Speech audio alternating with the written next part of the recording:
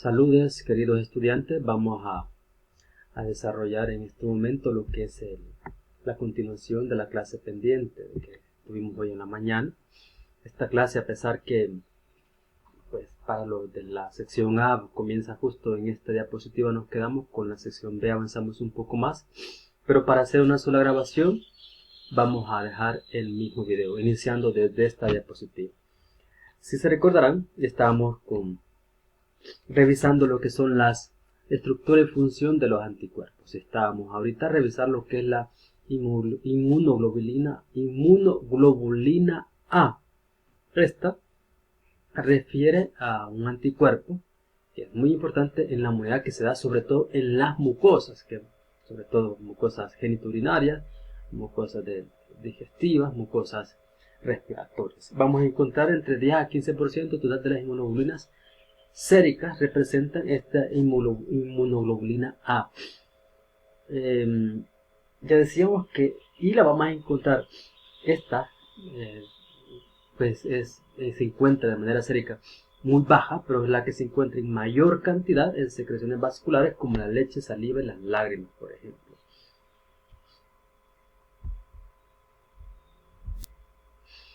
Por la ubicación donde encontramos estas enzimas, estas inmunoglobulinas, estos anticuerpos, podemos decir que forma parte de la primera línea de defensa, sobre todo de la inmunidad adaptativa contra virus y bacterias.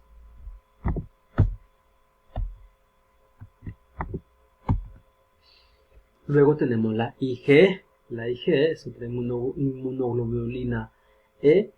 Está en pequeñas cantidades en el suero. Su región FC, la base de la inmunoglobulina, se une a un receptor de alta afinidad que está ubicado en mastocitos, basófilos y eosinófilos. Este anticuerpo actúa como receptor para antígenos específicos que van a estimular su producción. Este complejo antígeno-anticuerpo resultante desencadena después en respuesta alérgicas, desencadena respuestas alérgicas inmediatas. Aquí sobre todo se conoce esas respuestas alérgicas inmediatas como anafilácticas, a través de mediadores inflamatorios que vamos a ver más adelante, como la histamina. La IgD, está presente en pequeñas cantidades también en suero, pero hay que decir que es la que se encuentra principalmente en la superficie de los linfocitos B maduros, que todavía no han sido expuestos al antígeno. Estos linfocitos, por ejemplo, portan IgD e IgM en una proporción de 3 a 1, o sea, tienen más IgD que IgM. Y por supuesto no se conoce por completo la función de esta inmunoglobulina. La respuesta por anticuerpos la vamos a dividir en dos tipos. La respuesta primaria es cuando en primer lugar se entra en contacto el antígeno con el anticuerpo, que se detecta en sueros o días o semanas. Es la primera respuesta. Eso va a depender de la dosis y la vía de administración del antígeno, que la aparición de esta respuesta inmunitaria primaria. Pero la clave acá de esta respuesta inmunitaria primaria es lo que se conoce como el hecho de que cuando por primera vez el antígeno entra en contacto con el anticuerpo, o sea, cuando el individuo se encuentra con antígeno por primera vez, se encuentra en contacto con ese antígeno. Justamente ahí, a esa reacción, a esos anticuerpos que se forman semanas o días después de que se van a encontrar en suero, después de la infección con el agente infeccioso, eso es al final lo que nosotros le vamos a llamar, en este caso, una respuesta inmunitaria primaria. La respuesta secundaria, ya como lo dice como tal, ocurre en un segundo encuentro con el antígeno, justamente con el antígeno, o hay que decirlo tal cual, con el mismo antígeno, que eso puede ser meses o años después de la respuesta primaria. Y eso es una respuesta mediada por anticuerpos que es sumamente rápida y de mayor magnitud que la primera reacción. Esto se atribuye por la persistencia que se mantiene en el tiempo de las células de memoria, que son sensibles a ese antígeno, a esa secuencia de péptidos, de aminoácidos que forman el péptido, que se generaron durante la respuesta inmunitaria primaria. Las funciones protectoras de los anticuerpos, en primer lugar, tienen una función que se le conoce como potenciación de la fagocitosis, con ese proceso de ingestión por parte de los fagocitos de los antígenos o de los microorganismos patógenos o agentes infecciosos. En este caso, el anticuerpo produce una resistencia al oxonizar, o sea, cubrir el organismo en la superficie con el anticuerpo, y eso va a facilitar que el fagocito pues se ingeste o se coma como tal el agente infeccioso. Luego, la neutralización para virus. Los anticuerpos dirigidos contra proteínas víricas específicas pueden unirse. ¿Ves? Aquí interesante, aquí está el punto. ¿Por qué neutralizan virus? Porque unirse a los virus, puede unirse a los virus y bloquear su capacidad para adherirse a su receptor celular, ¿ya? Bloquean esa capacidad, o sea, como que si se unieran los virus, específicamente el anticuerpo se une a ese receptor del virus que se une a la célula, al receptor de la célula. Por lo tanto, no permite que el virus ingrese a la célula. Y por tanto, el virus decíamos que es una célula, es una molécula intracelular obligada, por tanto, externamente la célula va a morir fácilmente. Además, con los anticuerpos neutralizan toxinas de microorganismos. Eso es un efecto, podríamos decir, importantísimo, porque hay toxinas que son sumamente dañinas, que causan daños altamente grandes en el organismo de una persona, y estas pues inactivan los efectos dañinos de estas toxinas. Ya aparecen algunos ejemplos de ellas. Conozco sobre todo yo la función y cómo funciona del botulismo, que es la enzima de la bacteria Clostridium botulinum, que causa lo que conocemos nosotros como el botulismo, o botox, que lo vamos a encontrar sobre todo en comidas enlatadas.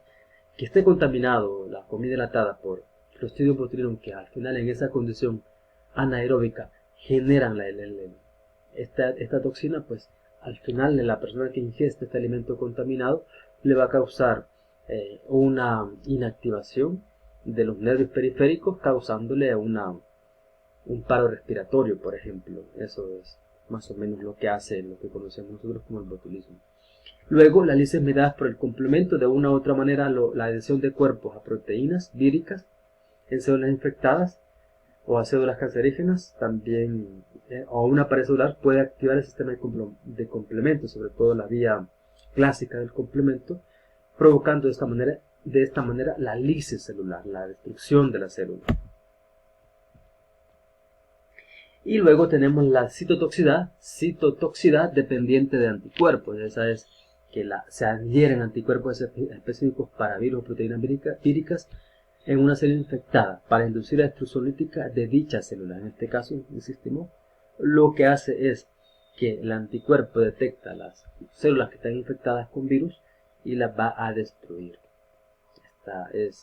Esta lisis es mediada por una célula litolítica, citolítica, también conocida como linfocitogénica o como decíamos, célula killer, un macrófago o un neutrófilo, que se une a la porción Fc específica de dicho anticuerpo activado, ¿ya? Se une a la base del anticuerpo. Esa citotoxicidad dependiente de anticuerpos es muy importante también cuando en el caso de los eosinófilos, es un mecanismo de defensa contra los helmintos, en el sentido de que los anticuerpos se van a pegar alrededor del helminto y luego va a llegar el eosinófilo para afectarlo, por lo que conocemos nosotros por gránulos, que ahí es el IgR, cubren los parásitos, y los eosinófilos se adhieren a la porción de la base de este anticuerpo, y eso permite la liberación del contenido de sus gránulos, que son citotóxicos, y al final van a destruir, en este caso, el parásito llamado helminto.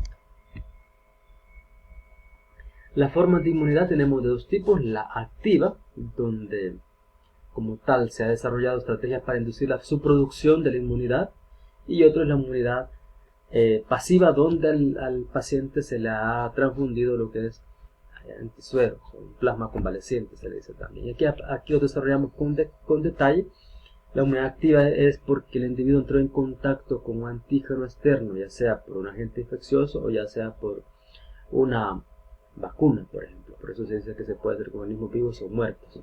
O por productos microbianos, también es lo mismo que decimos de inmunidad a través de vacunas, o también se puede dar la creación de inmunidad activa a través de un trasplante que se dé que no sea compatible, pues va al final crear anticuerpos para rechazar ese trasplante. Y la inmunidad pasiva, como decíamos, se explica, se ve el ejemplo, sobre todo hoy con el COVID. Muchos de ustedes podrán darse cuenta que se hizo mucha, ¿cómo les puedo decir? Mucha promoción, el hecho de lo que conocemos como donadores de plasma convaleciente, por ejemplo. Plasma convaleciente para personas graves que estaban padeciendo COVID, por ejemplo. El plasma convaleciente, pues, se daba por hecho que iba a tener una alta concentración de anticuerpos, ya que se les iba a transfundir a ese tipo de personas, y eso es lo que caracteriza lo que es la inmunidad pasiva. Los linfocitos T ya aquí vamos a ver la inmunidad mediada por células. Es, como tal decíamos, es una interacción cooperativa entre la inmunidad celular y la inmunidad mediada por anticuerpos. Eso proporciona la mejor oportunidad para combatir esta infección, cuando se da esa colaboración entre la inmunidad mediada por células y la mediada por anticuerpos. Vamos a decir que el desarrollo de los linfocitos T pues es un proceso hematopoyético, como ya lo vimos en anteriores clases, y pues aquí vamos a encontrar, por ejemplo, que todo parte de las células madre que se van a diferenciar. Si ustedes ven, vamos por esta vía, esta ruta acá, hasta células inmaduras que van a llegar hasta prolinfocitos, que son células inmaduras como tal, o prolinfocitos B y prelinfocitos B, hasta llegar a los linfocitos maduros. Y luego también por acá, por esa misma línea linfoide, se forman los linfocitos T, que son los que nos interesan a nosotros, y también aparecen como parte de ellas lo que son las células natural killer, las células naturalmente asesinas. Entonces ese es el desarrollo linfocítico, como que a partir de las células madres que se encuentran en el médula ósea se desarrollan las diferentes células del mecanismo de la inmunidad mediada por células, específicamente por linfocitos T que tenemos acá. Luego, hay que decir que el linfocito T, como otras células, tiene receptores para aceptar antígenos. En este caso se le conoce como el TCR, celular receptor T, o sea, celular receptor, eso significa TCR, que está en la molécula de reconocimiento de los linfocitos, que es una proteína heterodinámica transmembranal, que está en la pared celular del linfocito T, pero que llega justamente hasta dentro del plasma, del citoplasma de la célula, en este caso el citoplasma del linfocito T, y que contiene con cadenas unidas por puentes de sulfuro. Eso no lo vamos a poder ver acá, pero más o menos se refiere a estos signos positivos y negativos, y aquí vemos la parte externa y luego la parte interna de la célula, por eso se le conoce como transmembranal. Y aquí tenemos ejemplo de dos clases diferentes de receptores de células T, y vemos lo que existen, y me quiero quedar con los linfocitos T alfa y beta, que tienen ese tipo de receptores. Son los que se van a dividir en dos tipos de marcadores de superficie, o dos tipos de células diferentes, según esos marcadores, en células CD4 y las células CD8. Se conoce poco sobre las actividades de estos linfocitos T gamma y lambda.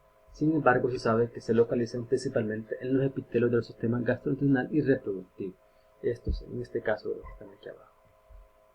Luego vamos y vemos ahorita, por ejemplo, el caso de la inmunidad adaptativa a linfocitos T, que hablamos de la proliferación y diferenciación de los linfocitos.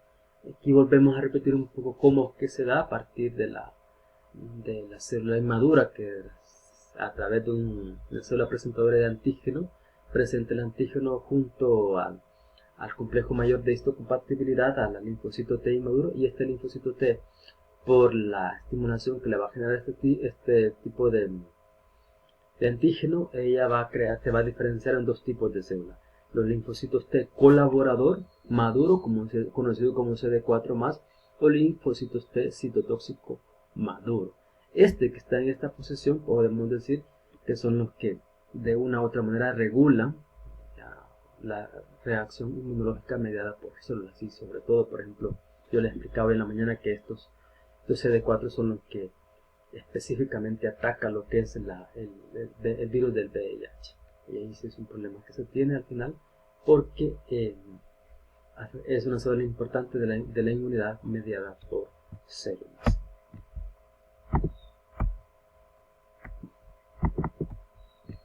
Okay. Luego, la función de los linfocitos T efectores, en este caso tenemos las células efectoras CD4, pueden transformarse en cuatro principales categorías de linfocitos: los efectores TH1, TH2, TH17 o linfocitos T reguladores, que sobre todo les decía yo que los más importantes para las funciones de la reacción inmunológica mediada por células son los T reguladores. Los linfocitos CD8 efectores, si ustedes se fijan, tienen un linfocito T CD8 que se transforma en células citolíticas efectoras cuando su TCR reconoce el complejo mayor de histocompatibilidad clase 1 péptido. O sea, el péptido refiere a la porción de los aminoácidos que son como tal el antígeno, ya, que están presentando bueno, lo que queremos decir acá es que de una u otra manera el complejo mayor de histocompatibilidad, cuando es infectada por una célula, ¿ya?, por un microorganismo, lo puede ella procesar y puede crecer dentro de ella lo que es el microorganismo, pero de una u otra manera el complejo mayor de histocompatibilidad clase 1 presente en la superficie diciendo: mire, hey, dentro de mí está este péptido, y entonces llegan estas células efectoras que se convierten en células citolíticas que van a eliminar ese tipo de células. ¿Cómo lo hace? Pues lo hace por perforinas, la familia de las grancinas, y una tercera proteína recientemente identificada como granuloncina, que al final son las que destruyen por lisis, en este caso, las diferentes el microorganismo que puede estar afectando, o la célula que esté infectada por microorganismos. Y aquí tenemos lo que conocemos nosotros un poco de la inmunidad adaptativa y la inmunidad innata, los diferentes procesos involucrados en cada una de ellas. Así lo pueden ustedes ver: la inmunidad innata relacionada con células killer, con microorganismos que tienen que ver con macrófagos, que se da una activación de macrófagos, luego aparecen otro tipo de sustancias quimiosinas, ya, que van a permitir como tal que por la vasodilatación de las moléculas de la pared del vaso capilar, lo va a traspasar esos carbohidratos que van de una u otra manera a afectar al que conocemos como al antígeno, o a la bacteria o al microorganismo que está invadiendo nuestro cuerpo. En el caso de la inmunidad adaptativa, es importante que un macrófago como tal presente el antígeno a un linfocito, en este caso un linfocito B o un linfocito T. Se da como tal la reproducción a partir de entrar en contacto, y se forma una gran cantidad de sustancias capaces de destruir o de afectar, diríamos como tal, destruir lo que es el microorganismo que está infectando, ¿ya?, a través de ese antígeno que se ha activado. Y puede ser de diferentes vías. Ustedes se fijan, tenemos una vía que pueden activar a través del interferón gamma, lo que es macrófagos que sigan comiéndose las células que están el agente infeccioso o los linfocitos B para que se conviertan en plasmocitos, que son los que al final van a secretar anticuerpos. Y luego aparece también las células T o CD8 que tienen que ver con un ataque citotóxico del agente infeccioso que está invadiendo nuestro organismo, por ejemplo. Entonces, esas son las dos inmunidades adaptativas que necesitan que se le presente. Responde a una inmunidad que tiene una mayor respuesta y más alta justamente cuando se entra en contacto nuevamente con ese mismo antígeno. Entonces la respuesta de todo esto que vemos acá va a ser mucho más rápida, sobre todo la que tiene que ver con los anticuerpos. Entonces, si la inmunidad innata es la que ya tenemos como tal, va a responder y va a afectar, a tratar de destruir cualquier microorganismo que pueda afectar nuestro cuerpo.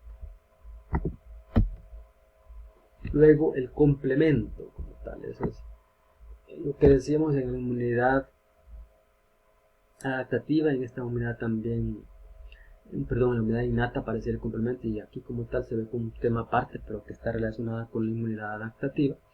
Entonces, hay que decir que el sistema de complemento es un complejo sofisticado o cascada de varias proteínas. Ya decíamos en inmunidad innata que son aproximadamente 30 proteínas. Es un sistema que está diseñado para proporcionar defensa contra microbios invasores. Aquí incluyen tanto dentro de estas proteínas séricas y de membrana que van a participar, como tal les decía, en una inmunidad innata y una inmunidad adaptativa. Y que por supuesto todo esto se da por una cascada de reacciones proteolíticas. Efecto biológico del complemento. Primero, uno de los efectos más importantes es citólisis, o sea, lisis, destrucción de las células cancerígenas o células infectadas por virus y bacterias. Luego, la quimiotaxia, que permite movimiento dirigido de los leucocitos en contra de un gradiente de concentración hacia el sitio de la infección, esa es la quimiotaxia. Y luego, la opsonización es un termo que describe en la que los anticuerpos de la proteína CD4 pueden potenciar la fagocitosis de microbios, en este caso cuando envuelve tanto el complemento como los anticuerpos a todo el virus o a todo el agente infeccioso para que sea fagocitado. Y también el complemento tiene que ver con anafilotoxinas que proveen la vasodilatación e incrementan la permeabilidad vascular. Ya habíamos adelantado que en este caso tenemos que las vías del complemento son tres vías: la vía alternativa, la vía clásica y la vía de las lectinas. Hay que decir, por ejemplo, que hay dos de ellas. La vía clásica es la que tiene que ver con esa reacción antígeno-anticuerpo. Luego, al final, las tres vías, pues al final activan lo que es la cascada de reacciones proteolíticas que van a llevar como tal a formar el complejo de ataque a la membrana, que es la que como tal va a causar la lisis en este caso, del microorganismo que está invadiendo nuestro cuerpo. Y para ir terminando, vamos a ir viendo el último tema de manera rápida, que es la hipersensibilidad, que esta es una respuesta inmunitaria exagerada, es dañina para el organismo, para el hospedador. Eso es para que se dé una hipersensibilidad o alergia, como le quieran llamar, pero el concepto correcto es hipersensibilidad. Va a depender que se tuvo un contacto previo con esa sustancia capaz de causar una hipersensibilidad. Entonces se ha identificado cuatro tipos de hipersensibilidad: la 1, la 2 y la 3, que todas son mediadas por anticuerpos, y la 4, que es mediada por linfocitos. Y hablar de hipersensibilidad inmediata o alergia es la del tipo 1, y tenemos y en relación a esta hay mediadores farmacológicos de la hipersensibilidad tipo 1, que son los siguientes. El primero es la histamina. Es como tal un compuesto que está en gránulos mastocíticos, basófilos y eosinófilos, que Su liberación va a provocar lo que se conoce como la vasodilatación, aumento de la permeabilidad capilar y la contracción del músculo liso. En este caso se conoce esa reacción o síntoma que se conoce como broncoespasmo, es parte de lo que puede hacer lo que es la histamina. Las prostaglandinas y leucotrienos, estas inducen lo que conocemos nosotros edemas. Ustedes lo han visto, grandes edemas que se forman, como sale hasta líquido, justamente en el cuerpo se hacen esos edemas de líquido, y justamente lo que ha pasado es lo que la histamina, se da la vasodilatación, se aumenta la permeabilidad y se permite, por ejemplo, el paso de lo que conocemos de líquido a superficies justamente dentro de la piel, y se forman esos edemas. En la prostaglandinas y leucotrienos, estas inducen edema y broncoespasmo también. Leucotrienos C4 y D4 causan también vasodilatación y permeabilidad vascular. Vasodilatación es como que se dilatan los vasos, se hacen, ¿cómo les puedo decir? ¿Cómo decirles? Se hacen grandes y se hacen flojos, pues, y lo cual, como que la distancia entre las moléculas que forman los tejidos que forman el vaso, en este caso el capilar el capilar, hay una permeabilidad que permita la salida del líquido, y eso es que forma al final lo que conocemos como edema. Luego hay una atopía, parece ese concepto ahí, que es una hipersensibilidad atópica que exhibe una predisposición familiar fuerte y se relaciona con niveles altos de IgE. Entonces eso sucede también en algunos pacientes que por naturaleza tienden a ser presentan como tal hipersensibilidad, alergias muy frecuentes. La hipersensibilidad tipo 2 indica la unión de anticuerpos IgE a antígenos de superficie celular o a moléculas de la matriz extracelular.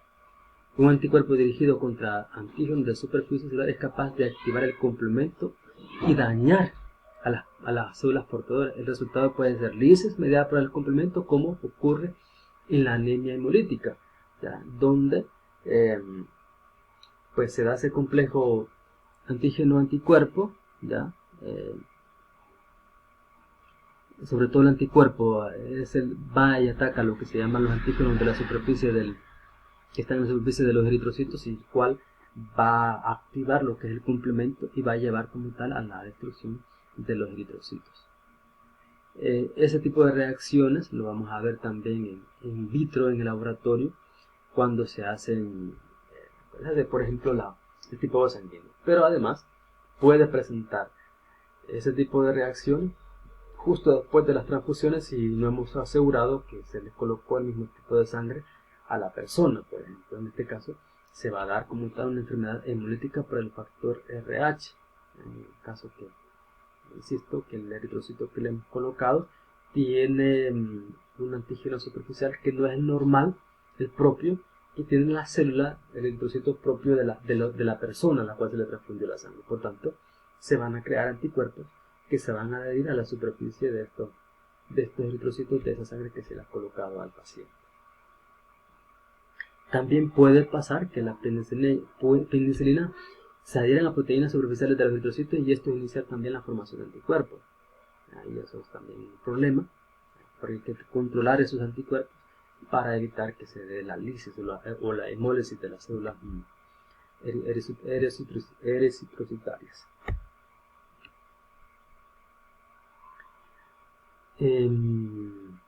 Otro de los aspectos importantes es que es la hipersensibilidad por complejos inmunitarios. En este caso es que regularmente se forma el complejo antígeno-anticuerpo, antígeno y luego anticuerpo se une, o ahí está el antígeno y luego se une el anticuerpo, y ese complejo se debiera eliminar inmediatamente, ¿ya? Pero hay ocasiones que esos persisten y se van a depositar en el tejido, y justamente donde ese depósito de esos complejos en los tejidos como tal, van a dar como tal a una insuficiencia del órgano afectado, daño hístico en este caso, porque de una u otra manera se van a inducir la formación de anticuerpos que se unen a ellos y se depositan en órganos y tejidos en forma de complejo, en particular en las articulaciones, artritis, en los riñones, nefritis, en los vasos sanguíneos, vasculitis. Al final es como una infección aguda por este tipo de complejo antígeno-anticuerpo que no fue eliminado en el momento y que permite la formación de nuevos anticuerpos que se unen a esos complejos que han sido depositados en los tejidos, pero al unirse también dañan lo que son las células del lugar, en este caso de articulaciones, de los riñones y los vasos sanguíneos. Tenemos la hipersensibilidad mediada por anticuerpos, que se le conoce también tardía. Esta es mediada por linfocitos T. La respuesta entre antígenos y linfocitos T sensibilizados de forma específica resulta en la proliferación de dichas células, la liberación de citocinas inflamatorias potentes como el interferón gamma y la interleucina 2 y la activación de macrófagos. Esta respuesta inflamatoria a menudo comienza 2 o 3 días después del contacto con el antígeno y por lo general dura muchos días. Ya lo decíamos, es una proliferación de dichas células, la liberación de citocinas inflamatorias, que son al final lo que nos va a causar lo que es la hipersensibilidad y que van a activar a los macrófagos. Y esta hipersensibilidad se puede dar mediada por células, hipersensibilidad por contacto. Esta ocurre después de eventos de sensibilización con sustancias químicas simples, madera de plantas, medicamentos, cosméticos, etc., que al final pudieran ingresar a nuestro por medio de la piel y actúan como actenos. O sea, un acteno como tal es una cadena polipeptídica corta, muy pequeña, que no por sí misma no va a generar lo que se llama una reacción inmunológica, pero si logran entrar a nuestro cuerpo, ellas se van a adherir a proteínas del cuerpo y de esta manera convertirse o transformarse en antígenos completos. En estos casos se induce una hipersensibilidad mediada por células, en particular esto sucede en la piel. Cuando se entra en contacto de nuevo con el agente ofensor, la persona sensibilizada desarrolla un eritema plúrito. Hay un eritema, una bolita que se genera. Hay prurito, picazón, una vesícula, una eczema y puede llegar hasta necrosis cutánea, muerte de las células en el lugar donde se generó el eritema. En esas hipersensibilidades mediadas por células conocemos un tipo de, ¿cómo le podemos decir?, de hipersensibilidad similar a la de la tuberculina, donde ocurre en numerosas enfermedades infecciosas y se ha utilizado como ayudante para el diagnóstico. Aquí la reacción es un buen ejemplo de una respuesta de hipersensibilidad tardía. Por ejemplo, se le inyecta a la persona el PPD, derivado de proteína purificada tomado de bacterias muertas de tuberculosis en el área, se le inyecta. Hay una reacción al antígeno de la tuberculina y esto se observa con la reacción de mayor o igual a 5 milímetros, controlando la induración o pápula a las 24 horas y a las 48 a las 72 horas. Según si ustedes se fijan en el diámetro de la pápula formada, ya podríamos decir si es positivo o no a tuberculina, por ejemplo. Y eso es una tipo de hipersensibilidad tardía a antígenos de microorganismos que ocurren en numerosas enfermedades infecciosas y que sirve para diagnóstico. Con esto estamos cerrando lo que es el tema de la inmunidad, el tema de inmunología. Espero yo que puedan haber aprendido unas cuantas ideas claras de este tema y pues vamos a preparar lo que es a partir de ello, lo que es el control de lectura de ello, para que se preparen para el parcial. Así que gracias por su atención, bendiciones a todos y nos vemos Dios mediante en las prácticas de laboratorio. Bendiciones a todos.